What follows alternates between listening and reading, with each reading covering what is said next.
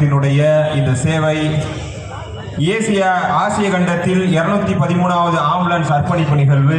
இந்த நிகழ்வை ஒட்டி 2018 மே 22, 23 அன்று தூத்துக்குடி துப்பாக்கிச்சூடு நடந்த சம்பவம் அன்று தமிழ்நாடு முஸ்லிம் முன்னேற்ற கழகத்தினுடைய அவசரகால உறுதியினுடைய சேவை இன்றில் அமையாதது.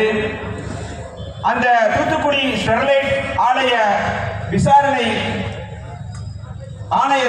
அருணா ஜெகதீசன் தலைமையிலான ஒரு ஆணையம் விசாரித்தது.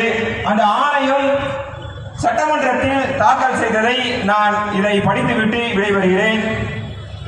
அருணா ஜெகதீசனுடைய ஆணையம் தமுமுக சேவை உளமாற பாராட்டி அவர்களது சேவையை பதிவு செய்கிறது. அவர்களது சேவை சமுதாயம் பின்பற்ற வேண்டிய ஒரு செய்தியாகும். தமுமுக